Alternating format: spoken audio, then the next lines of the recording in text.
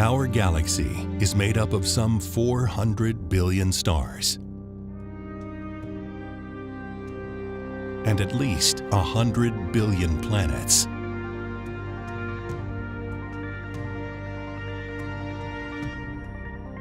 How many are like Earth?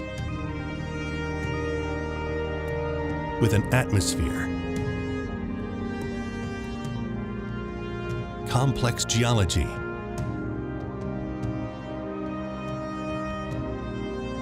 flowing water, and abundant life.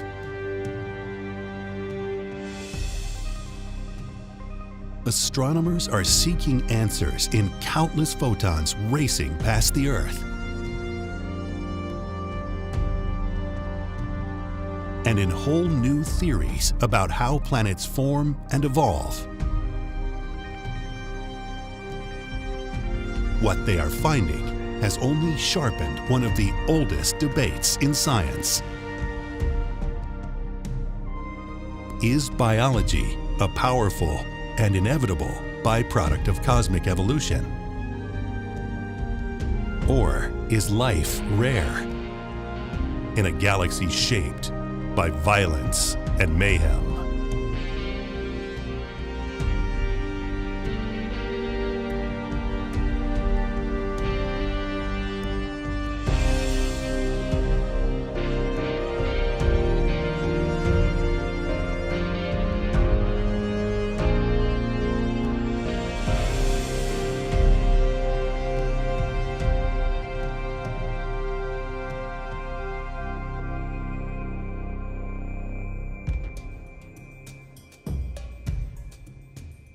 For millennia, we have locked our gaze on the heavens,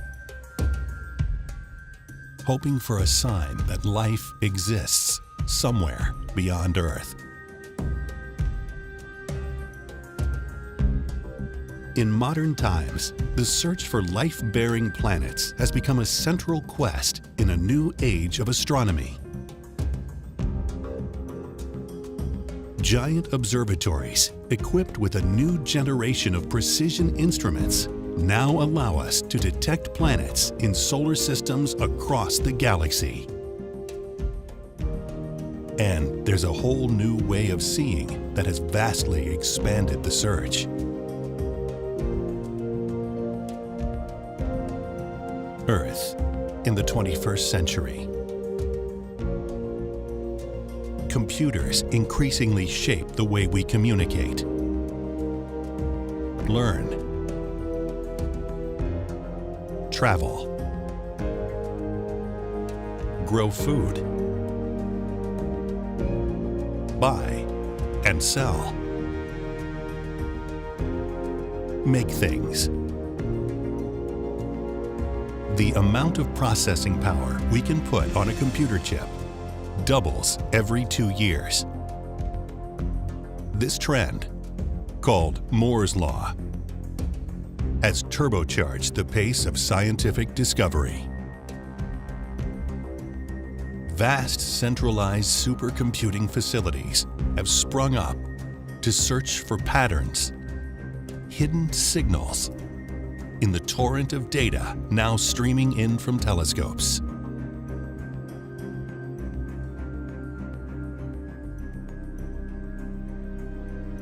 Astronomers, once consumed with taking photographs and making measurements in cold observatories across countless lonely nights,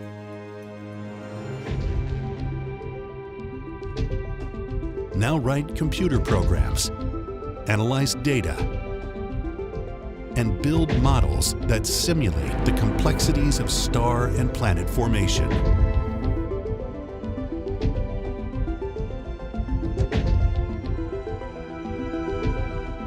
Far from settling the question, are we alone? Their discoveries have reignited one of the oldest disputes in science.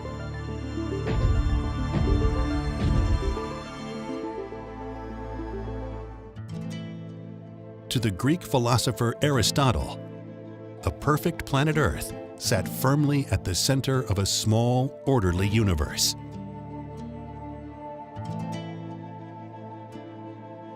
universe beyond was utterly unpopulated, at least by any creatures other than gods. Not everyone agreed. Epicurus of Samos and his followers imagined an infinity of inhabited worlds among the stars.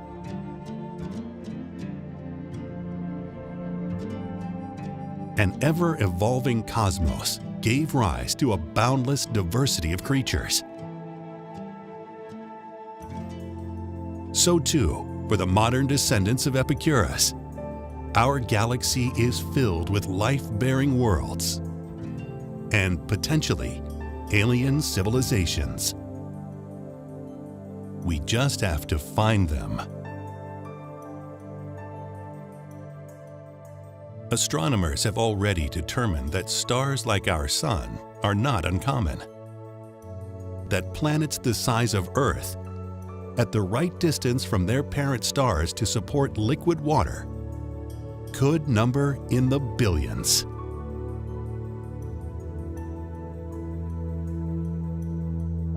Yet, a very different view has also taken hold, reminiscent of Aristotle. Biology is so complex, requires such stable conditions, and so much time, that Earth may well be an anomaly, a rare oasis of life in a desolate universe. Who is right?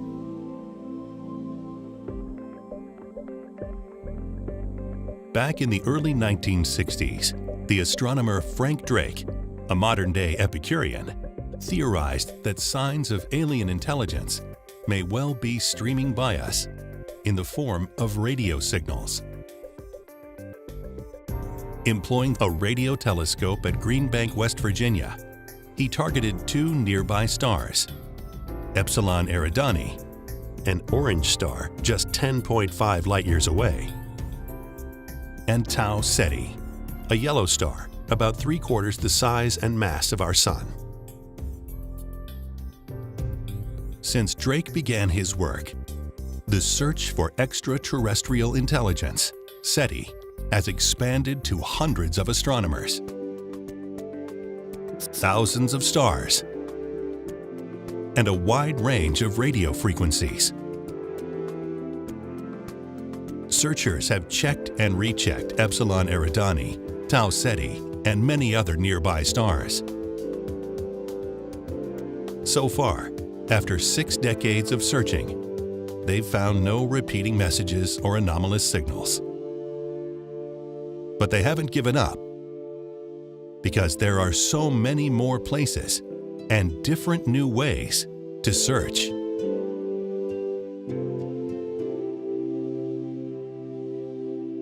Even as Drake looked for signals,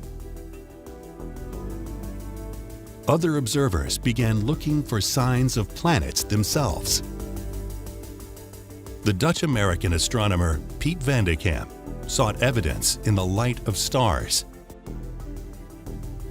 After comparing photographic plates taken over 3 decades, he found that several nearby stars seemed to wobble, as if tugged upon by unseen massive companions.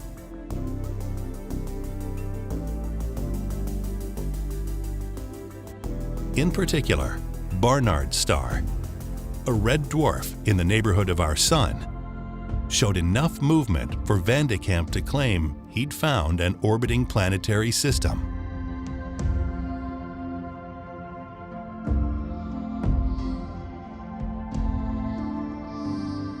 He spotted other nearby wobblers, Lalande 2185, 61 Cygni, and Epsilon Eridani, the 3rd closest visible star to us. Van de Kamp's findings did not stand up to scrutiny. An error in the telescope itself doomed his results to wide rejection. But his gut feeling that the stars in the Milky Way host an abundance of planets took hold.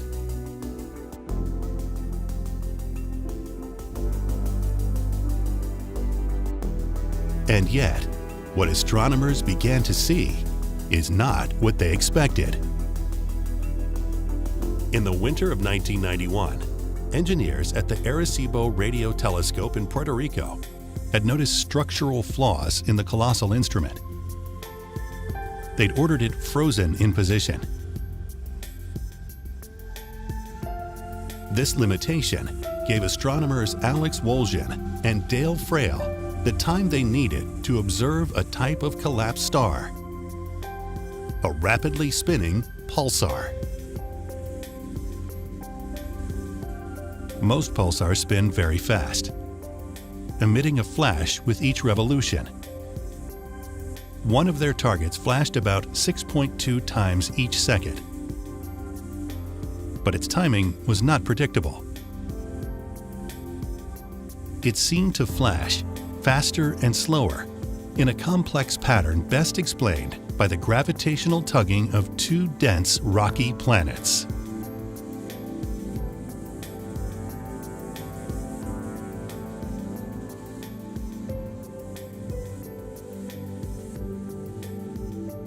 A third, much smaller world would later reveal itself.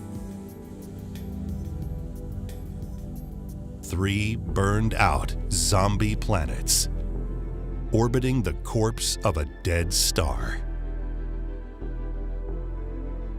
These are not the only pulsar planets out there. The oldest known planet, called Methuselah, rides above the Milky Way.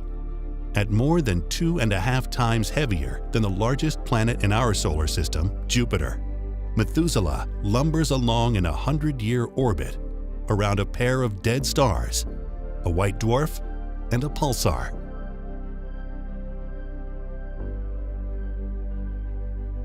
These discoveries became part of a wider challenge to theories about how solar systems form and evolve, and how planets like Earth come to be.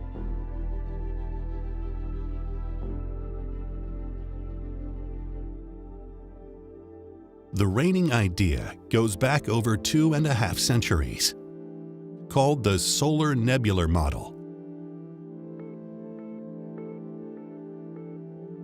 This universal model is set in motion by the explosion of a giant star.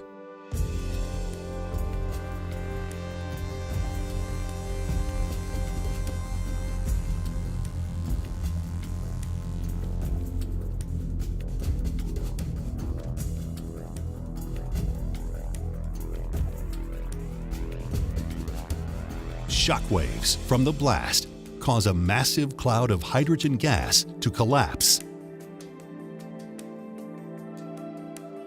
This computer simulation shows the remarkable events that follow. Huge volumes of dust and gas begin to stream into the center of the cloud. The tighter the cloud is packed, the more it heats up. A storm erupts, a raging hurricane of dust, gas, and ice crystals. In its eye, as temperatures rise, a star ignites. As matter flows toward it, the central region becomes a vast rotating disk. This disk is shaped by fierce hot winds from the newborn star, which push lighter gases to the outer zones, while leaving dust and rocks to dominate the inner zone.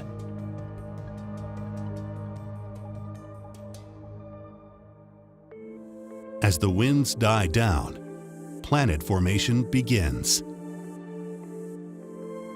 Beyond a certain distance, called the frost line, planets form quickly, growing large as they scoop up gas, dust, and ice. Inside the frost line, dust grains and rocks coagulate into solid bodies called planetesimals, most perhaps a kilometer wide, but some much larger. As they collide or merge, they form the planets we know today.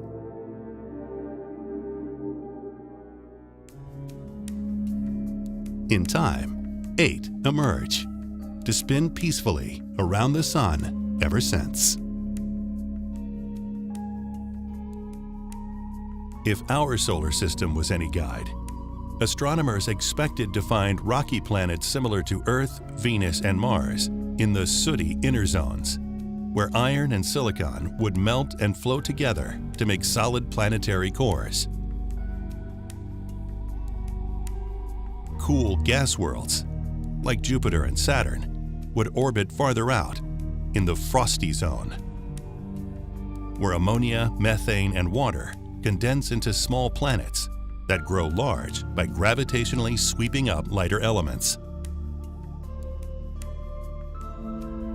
Even further out, icy titans like Neptune and Uranus would crystallize after most of the gaseous hydrogen had been captured by the older, bigger planets. It didn't take long for the data to explode this conventional understanding.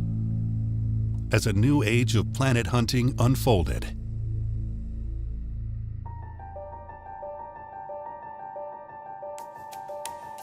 looking into the southern constellation of Pictor, astronomers examined an infant star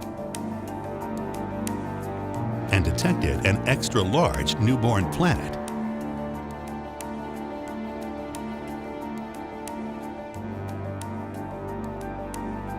The star, Beta Pictoris, is twice the size of our Sun, 50% hotter, and almost 9 times more luminous.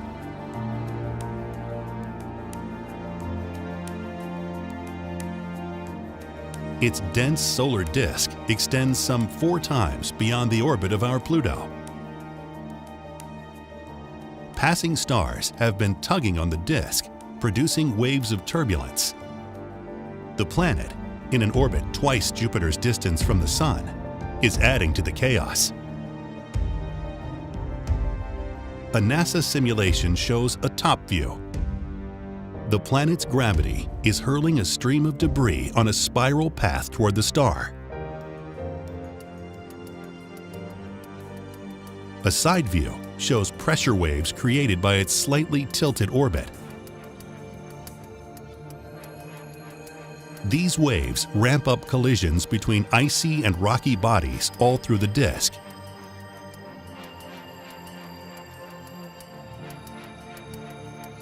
New models of solar system formation would have to take into account a host of factors at work in places like Beta Pictoris. The size of the solar nebula, the type of parent star, external influences, and the interaction of planetary bodies.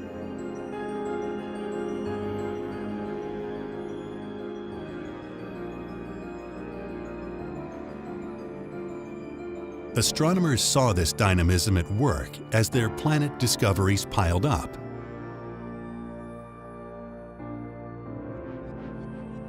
Several teams focused on detecting wobbles in the light of stars caused by orbiting planets.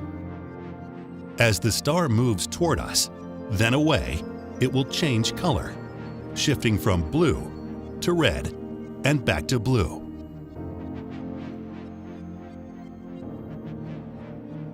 This can reveal planets orbiting very close to their stars, even if they lie very far away from us.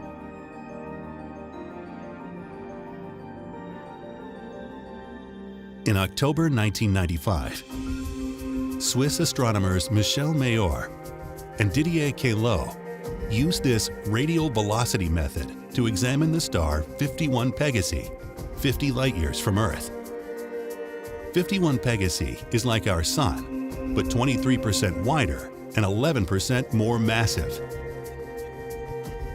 Wobbling motions in this star's light implied the presence of a giant planet, 47% less massive than Jupiter, but 1.5 times its size.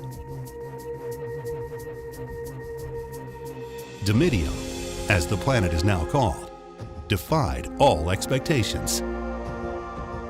It sits in an orbit that is 8 times closer to its star than Mercury is to our Sun.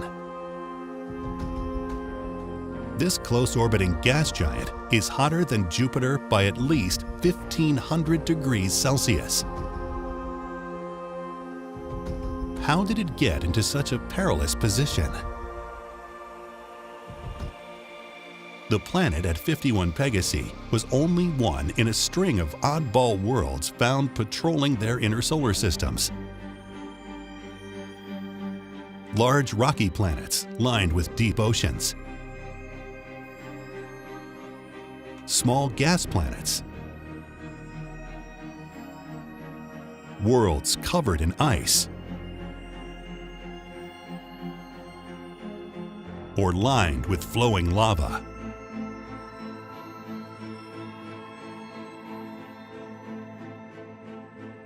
With discoveries like these, it was our solar system that began to seem like an anomaly.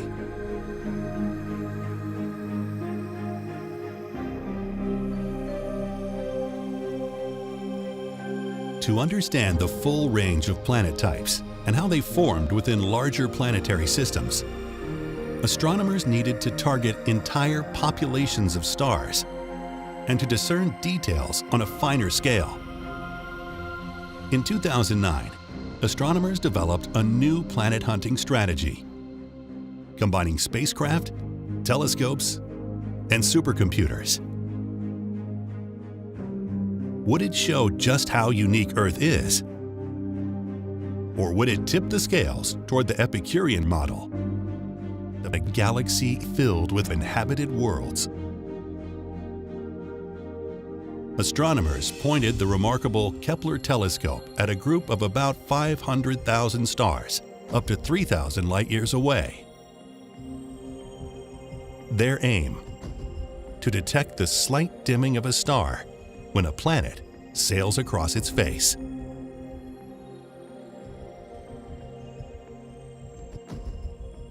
For the technique to work, the planet must orbit along the line of sight between star and telescope. Using this transit technique, Kepler astronomers, with the help of citizen scientists across the World Wide Web, spotted nearly 2,700 new planets. Kepler's successor, the transiting exoplanet survey satellite TESS, sweeps across almost all of the sky, looking at the brightest stars near Earth. But the types of planets TESS is revealing swings the pendulum back toward Aristotle. Transit surveys like these tend to find big planets orbiting close in to their stars.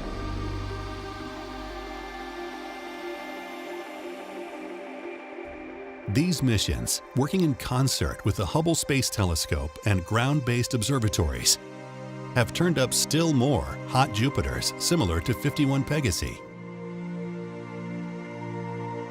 Some, facing powerful solar winds, are rapidly losing their atmospheres. Based on the Kepler data, scientists estimate Jupiter-sized planets and larger make up just under a fifth of all planets. The most prevalent type, at just over 50% of all known planets, is Neptune-sized, with rock or ice cores, surrounded by atmospheres of water, ammonia, and methane gas. Some theories suggest that deep inside, boulder-sized carbon diamonds rain downward toward their rocky cores. The ones detected so far sit close to their suns.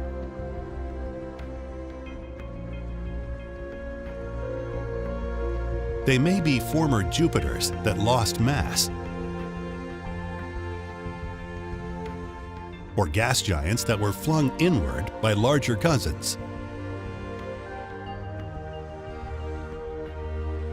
But in the data, at a point smaller than about 2 Earth radii, this class of mini-Neptunes gives way to dense, rocky worlds that dwarf our planet.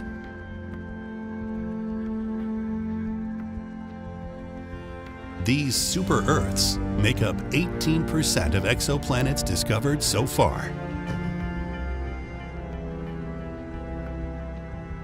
Among them, Kepler 22b is a super-Earth revolving in the habitable zone of its star.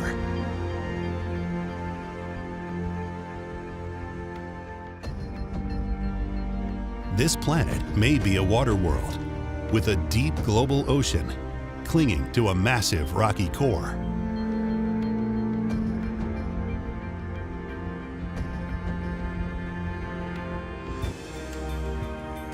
Orbiting close to the star 55 Cancri is a rocky planet almost 8 times more massive than Earth.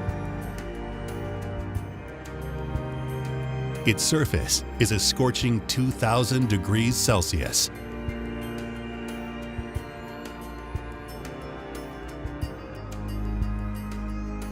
Kepler 452b has an orbit size close to that of Earth, and a parent star similar to the Sun. But the planet is some 5 times larger than Earth, so it's likely a cloudy world more like Venus. Then there are the Earth-sized planets, about 11% of the total. Earth-sized does not make them life-bearing. Consider these planets discovered by the TESS satellite. HD 21749, 53 light-years from Earth, is an orange K-type star 70% the size of our Sun.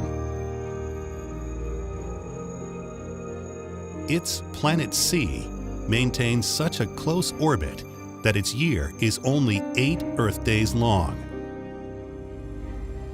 Its surface is rocky, likely hovering around 400 degrees Celsius. Neighboring Planet B is a hot mini-Neptune, 23 times the mass of Earth. Within a deep layer of clouds, temperatures average around 150 degrees Celsius.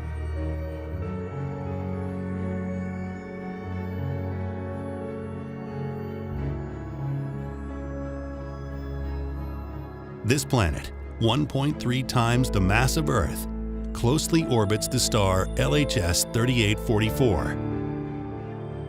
With a year lasting only 11 Earth days, its surface would be lined with pools of lava.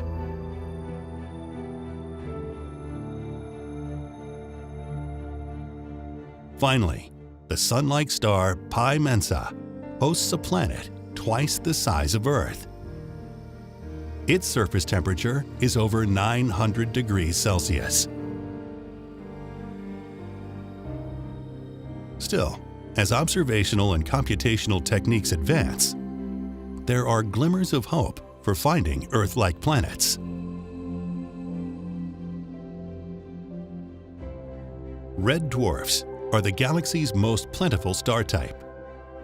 They are hard to see, lightweight, cool, and much fainter than the Sun.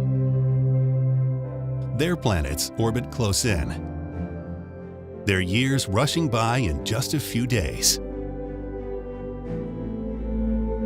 Among them, Proxima Centauri, the closest star to our Sun. With barely 12% of the Sun's mass, it's only 2% as bright.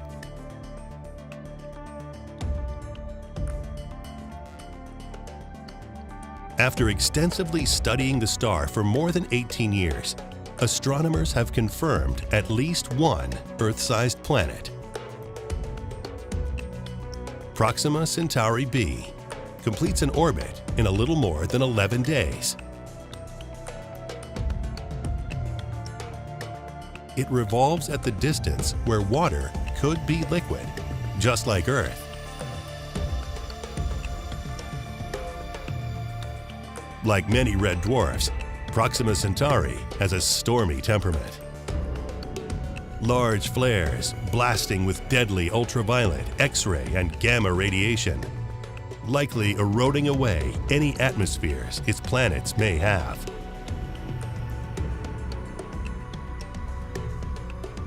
Meet Proxima Centauri b, part of a breed of so-called eyeball Earths.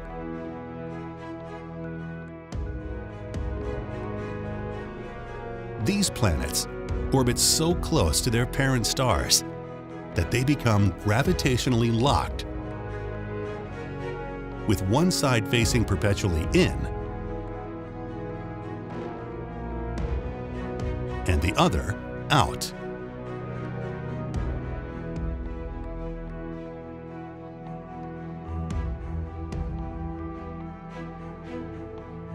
One side is always arid and scorched by solar flares.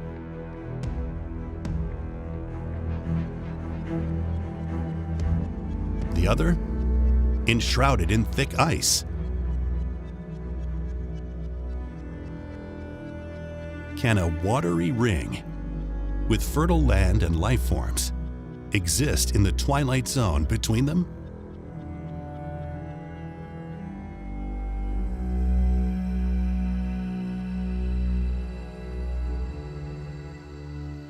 Here is another candidate.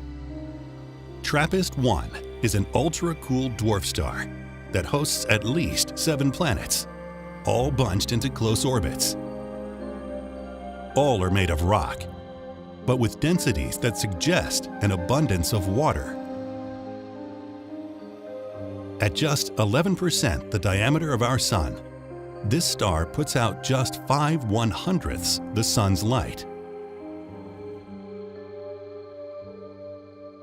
Fortunately, there is another source of heat. Like tussling siblings, the planets jostle one another's orbits. Tidal friction causes them to heat up from within.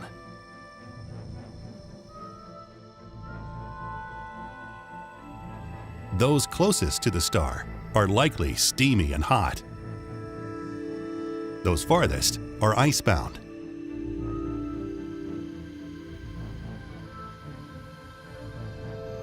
The fourth planet out, slightly smaller than Earth, has the potential for liquid water.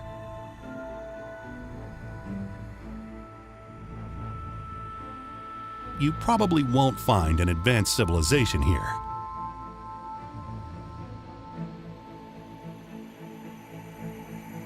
In time, astronomers using space telescopes or ground-based instruments will widen their discoveries to include more planets farther from their stars.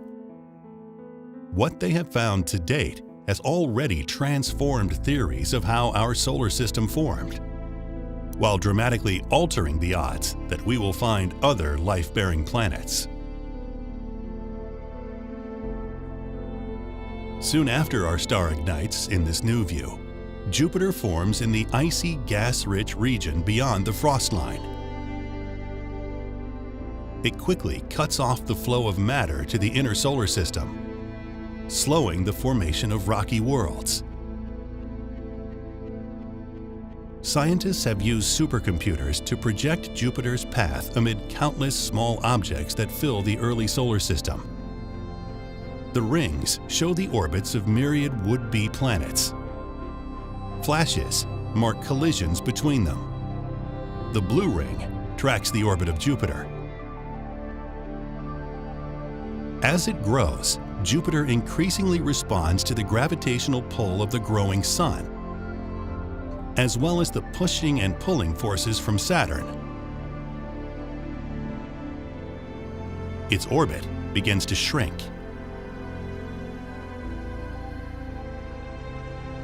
Named for the turn a sailboat takes into the wind, scientists call Jupiter's inward move the Grand Tack.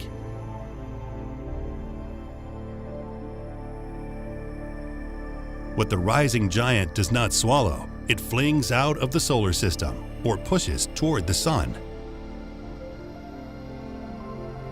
Chaos reigns as once smooth orbits turn into a disordered swarm. The simulation shows Jupiter reaching the orbit of present-day Mars. At this time, Saturn begins to pull it back out. Jupiter's grand tack would have dramatically reduced the mass of the inner solar system, If a super-Earth had formed, it was likely obliterated or driven into the Sun. From then on, the planets that formed or survived were bound to be relatively small. Ironically, Jupiter's destructive foray may have sowed the seeds of life by ferrying in large numbers of icy bodies. Destructive impacts continued, possibly bringing an end to the life-bearing chances of Mars. Earth was not out of the woods. Scientists theorized that early in its life, our planet was hit by a wayward Mars-sized world called Theia.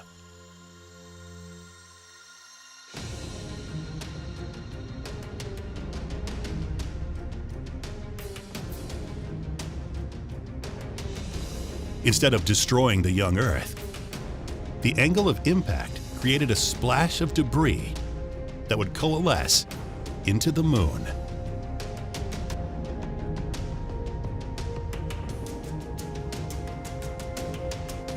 Over time, the Moon's gravity acted to slow Earth's orbit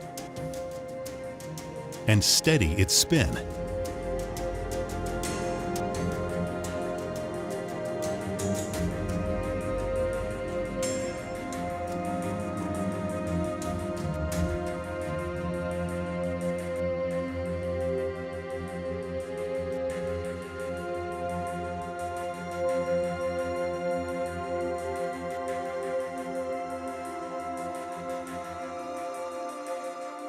Tidal effects from the Moon's gravity churned the seas, helping to create conditions for life to emerge.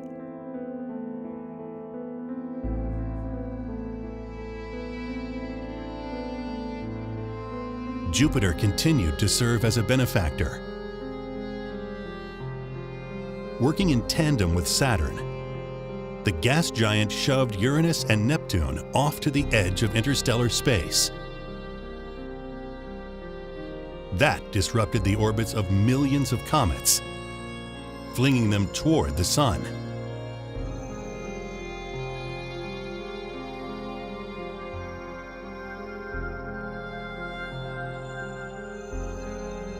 These icy projectiles are thought to have delivered massive amounts of water to our fledgling world.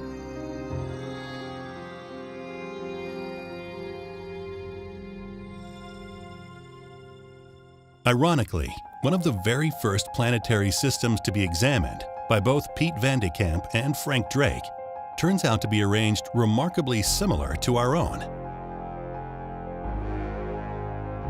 Epsilon Eridani has a cloud of icy debris left over from the system's formation in about the same place as our Oort cloud.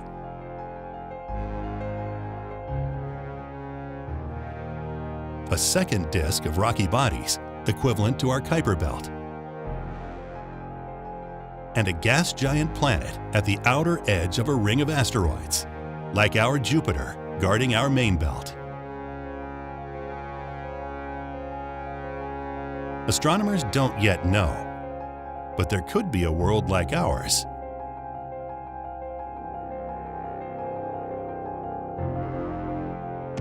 The search for other Earths has long focused on the habitable zones of stars, where Earth-sized planets might settle into stable orbits.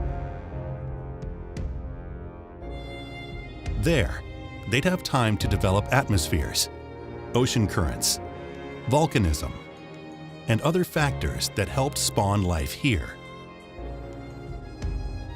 But the tangled history of our solar system shows that making a life-bearing planet is a matter of rare circumstance and considerable luck. Accordingly, some astronomers are seeking to redefine the search, focusing instead on finding the specific conditions that could support life. The most habitable planets, they say, may not be exactly like Earth. In a class all its own, a super-habitable planet could be about 1.5 times the size of Earth. It orbits an orange-colored K-dwarf star, cooler and longer lived than the Sun. Set in the habitable zone of its star, the planet is lined with abundant water. A molten interior spins off a robust magnetic field.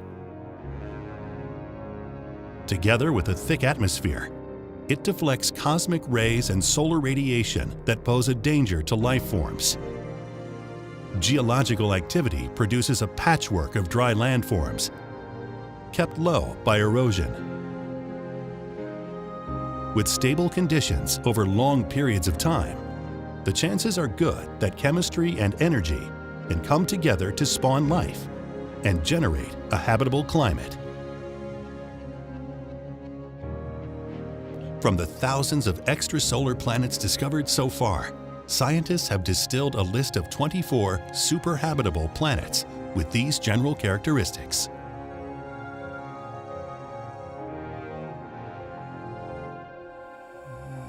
How will we know if there is life there or on any other candidate?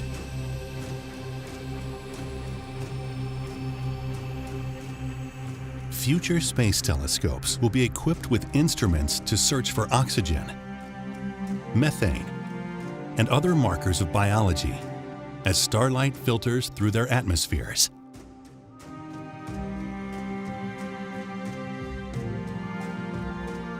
Giant new ground-based observatories may take actual pictures of planets, opening a window into their rotation rates, climate, seasons, oceans, even the presence of vegetation.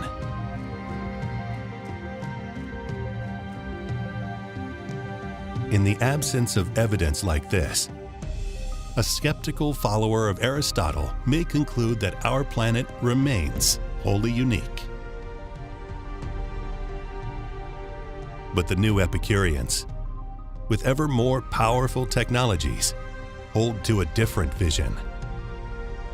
They believe the sheer number of planets in our galaxy means we must not be alone. If our world developed intelligent life forms curious about their place in the universe, then so too did another. Even now, its inhabitants may be examining images of a yellow G-type main sequence star somewhere in the Milky Way. They see a tiny pale blue dot tucked into a remarkably circular orbit.